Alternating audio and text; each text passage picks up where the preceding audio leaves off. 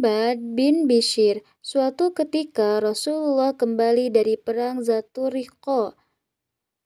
Karena hari menjelang malam, beliau bersama dengan pasukan muslimin beristirahat di suatu lembah.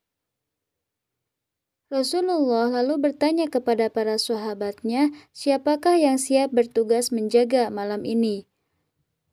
Abbad bin Bishr bersamaan dengan Ammar bin Yasir menjawab secara serentak, kami ya Rasulullah. Rasulullah kemudian memerintahkan keduanya untuk pergi ke suatu bukit. Mereka pun berjaga di sana pada malam itu. Ketika hendak berjaga, Abbad bertanya kepada Ammar, siapakah di antara kita yang akan tidur terlebih dahulu? Kemudian Ammar menjawab, aku yang akan tidur terlebih dahulu. Dalam keadaan malam yang sunyi dan hening, Abbad tengah larut dalam sholat malamnya diiringi dengan membaca sebuah surah Al-Quran. Di keheningan malam tersebut, terdapat musuh yang tengah mengintai keberadaan kaum muslimin. Musuh tersebut sangat yakin bahwa orang yang beribadah itu adalah pasukan kaum muslimin yang tengah ditugaskan untuk berjaga. Musuh itu pun lalu membidikkan anak panah ke arah Abbad. Panah pun melesat tepat mengenai tubuhnya. Namun Abbad tetap khusyuk dalam sholatnya dan mencabut anak panah yang bersarang di tubuhnya.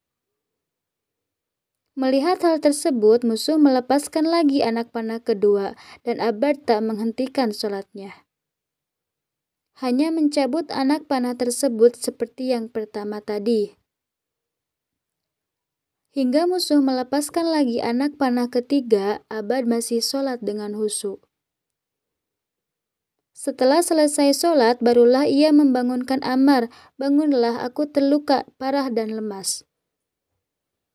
Mengetahui yang berjaga lebih dari satu orang, musuh segera melarikan diri karena mengira ada banyak tentara Islam di sana. Ketika bangun, Ammar melihat tubuh Abbad bersimbah darah dan terdapat 3 bekas luka anak panah. Ia pun berseru, mengapa engkau tidak membangunkanku dari tadi? Abbad menjawab, ketika sholat tadi, aku mulai membaca sebuah surah Al-Quran. Hatiku enggan untuk ruku sebelum menyelesaikan surah itu. Aku mencemaskan keselamatan Nabi. Jika tidak ingat itu, tentu kuselesaikan bacaan surah sebelum ruku walau harus mati karenanya. Abbad begitu khusyuk dalam sholat sehingga rasa sakit akibat terkena anak panah tidak dirasakannya. Ia merasakan kenikmatan saat membaca surah dalam sholat, seandainya tidak ingat keselamatan Rasulullah.